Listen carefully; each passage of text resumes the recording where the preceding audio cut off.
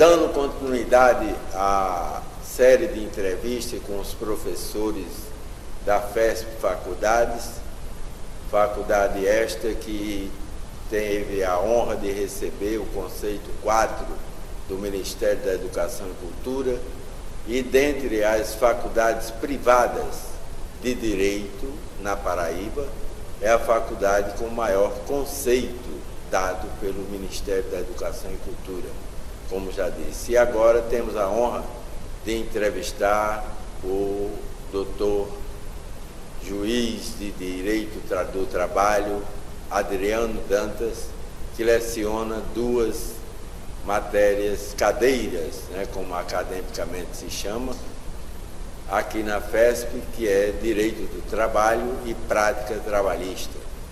Então, agora eu queria que o professor Adriano Dantas fizesse o seu conceito sobre a faculdade FESP. Bom, a FESP é uma faculdade relativamente jovem aqui na Paraíba, mas que o trabalho sério, a dedicação tanto do seu corpo de professores quanto do corpo administrativo fez dela uma faculdade tida hoje por uma faculdade de excelência. Nós aqui, integramos com muita honra o quadro de professores e temos o maior prazer, a maior satisfação de dedicar horas do nosso dia a essa atividade tão gratificante. Então agora eu queria perguntar ao senhor, e o senhor discorreu um pouco, sobre as suas duas matérias. Qual o senhor prefere começar a falar, o direito do trabalho ou a prática trabalhista? Bom, pela ordem, nós temos o direito do trabalho no 7º período, direito do trabalho 2, direito do trabalho 1 é visto no 6º período, eu dou continuidade à disciplina no 7º, e temos a disciplina de prática trabalhista que nós ministramos para o 10º período, concluintes, e nessa última nós terminamos por enfocar mais a parte prática que vem sendo cobrada da OAB, no exame de ordem. Muita gente tem uma certa restrição ao direito do trabalho, pensa que a justiça do trabalho é só para proteger empregador, para proteger empregado, desculpa, já existe essa ideia arraigada no consciente popular, que é uma ideia que eu reputo falsa. Se a gente fizer um estudo da estatística do Tribunal do Trabalho da Paraíba, nós vamos ver que cerca de 40% das ações ajuizadas foram julgadas improcedentes. 40% do universo de ações que foram sentenciadas, certo? O restante foi julgado procedente ou procedente em parte. Isso quer dizer que nunca o empregado ganha tudo, como erroneamente se difunde por aí. Muitas vezes, cerca de 40%, o empregado é literalmente o perdedor da ação. Então a justiça do trabalho ao longo dos anos evoluiu bastante e hoje ela é vista como uma justiça cidadã, para desenvolver o aspecto relacionado à cidadania. Agora, no 1º de maio, nós vamos completar 70 anos de fundação da justiça do trabalho no Brasil. E nesse tempo ela amadureceu bastante. É fato, em épocas passadas existia... Vem de Getúlio Vargas, Vem da época de Getúlio Vargas. Com a consolidação das leis do trabalho. Exatamente. E a outra disciplina que eu ministro aqui é a disciplina de prática. Aí nessa disciplina o aluno já cursou Direito do Trabalho 1, Direito do Trabalho 2, 6º e 7º período, respectivamente. E a prática cursou também Processo do Trabalho no 8º. E essa cadeira as cadeiras relacionadas à área trabalhista, elas findam no 10º, com a disciplina Prática Trabalhista, onde nós fazemos a interlocução entre a parte teórica e aquela parte prática, abordando, como eu já citei anteriormente, o que vem sendo cobrado e exigido dos alunos no exame de ordem. O exame de ordem que vem sendo cada vez mais rigoroso e mais difícil, por que não dizer. Muito bem. Eu estou até meio sentido porque eu vou demorar a lhe ter como professor, porque eu estou fazendo o 3º período aqui, então o senhor só ensina a partir do 7º, 8º, né? 7º e no período. 10º. 7º, 10º. que já é o final do curso, né? É. Mas passa logo. Não, Com se certeza Deus quiser, chega rápido. que passe logo. Agora eu deveria ter começado a fazer direito há muito tempo atrás. Talvez eu tenha esperado pela FESP, né? Que é a faculdade nova aqui em João Pessoa, embora que com um conceito como se fosse das mais antigas. Não, as antigas e tradicionais. Não é? Então, a história das leis do trabalho são leis novas, né? Porque uma coisa que vai completar 70 anos em relação ao direito é uma coisa novíssima, né? Porque o direito vem desde a existência do homem, né? Exatamente. Porque onde existe sociedade, onde existe povo, onde existe sociedade, tem que existir o direito. Então, qual é a relação que o senhor faz entre essas leis do trabalho que deram direito ao trabalhador, como também ao empregador, de fazer o seu ajustamento, né, de convivência com as leis da consolidação das leis do trabalho, quando Getúlio Vargas implantou aqui no Brasil? Bom, a CLT é uma lei de fato muito antiga, da década de 40. Mas, embora você tenha um tempo já considerável aí, embora para o direito esse tempo não seja tão grande como você bem pontuou, ela é uma lei muito moderna ainda.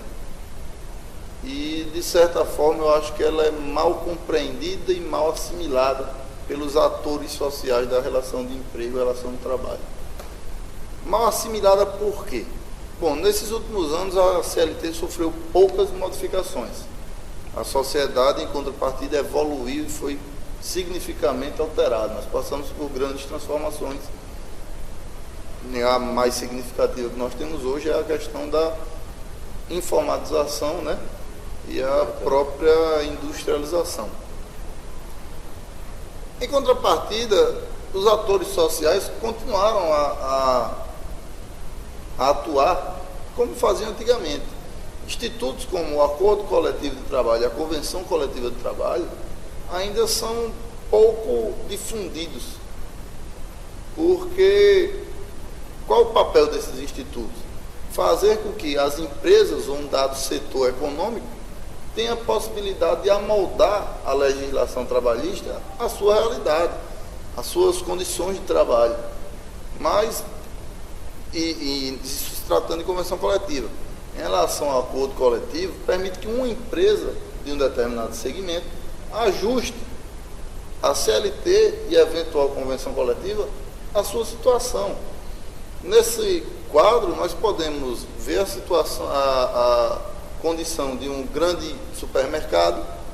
Ele é regido pela Convenção do Trabalho da categoria, e em contrapartida uma mercearia, um mercadinho de bairro também vai estar sujeito a essa mesma norma, a essa mesma convenção coletiva. A legislação trabalhista permite a esse mercadinho ajustar essa convenção coletiva que foi fixada para aquele segmento comercial, econômico, ajustar essa convenção à sua realidade, seja diminuindo algum benefício e concedendo outro em contrapartida, fazendo o devido ajuste da norma à realidade concreta. Entretanto, o que nós vemos na prática são os sindicatos de empregadores e sindicatos de empregados firmando, em sua esmagadora maioria, apenas convenções coletivas, quando a lei trabalhista já permite, há muitos anos, que esse ajuste leva em consideração a situação peculiar de cada empresa. Não dá para comparar a situação, por exemplo, de uma grande rede de supermercados, algumas dominadas até por multinacionais, com um pequeno mercadinho de um bairro, às vezes até de um bairro carente. Então, o direito do trabalho é sim sensível a essas questões e tem instrumentos para permitir esse ajuste da norma à realidade. Outra questão que eu acho interessante, eu sempre destaco nas minhas aulas, diz respeito àquela crítica de que os direitos trabalhistas oneram demais o empregador. Bom, eu acho essa crítica uma crítica infundada. Porque eu acho que os direitos que a Constituição e a legislação conferem aos trabalhadores são os direitos básicos e essenciais.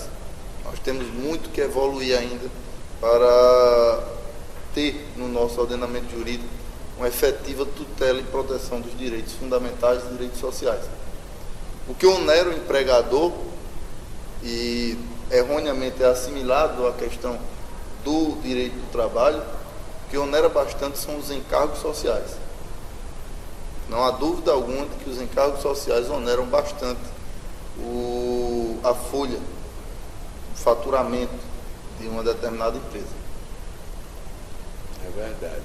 Isso é muito interessante porque o empresário, quando se preocupa com sua mão de obra, com o empregado, acontece como eu já presenciei por várias vezes.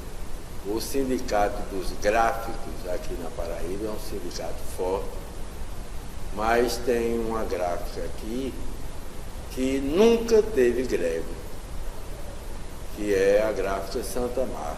Por quê? Porque o empregador, ou os empregadores, sempre estão adiante do que o sindicato pode vir a pedir.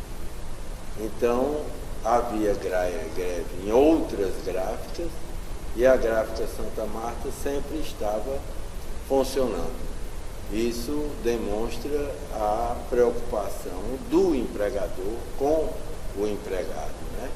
O que há, na verdade, como o senhor falou, é esse aviltamento na folha através dos encargos sociais, porque realmente tem taxas realmente onerosas. Eu digo sempre que R$ 545, que é o salário mínimo atual, é pouco dinheiro para se receber, mas para o empresário pagar se torna até grande, porque na verdade ele chega a 127% a mais.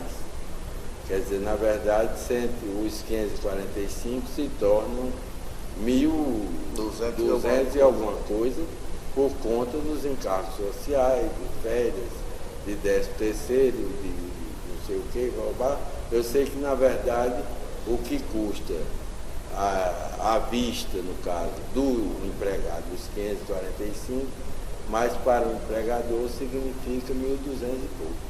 Não é verdade? Isso aí passaria por uma questão da tão polêmica reforma tributária, né, que demanda uma atuação do Congresso Nacional, que eu não sei até que ponto há interesse do governo em tocar esse assunto. Questão política, porque tem uma interferência muito forte no rateio desse apurado entre a União, Estados e municípios. Né, isso, de certa forma, tem que ser bem pensado, mas já é chegada a hora de enfrentar esse tema e desonerar um pouco a folha de pagamento das empresas. Gostaria de agradecer a esse espaço, foi facultado pela FESP Faculdades, agradecer ao convite, meu querido, futuro aluno, se Deus quiser.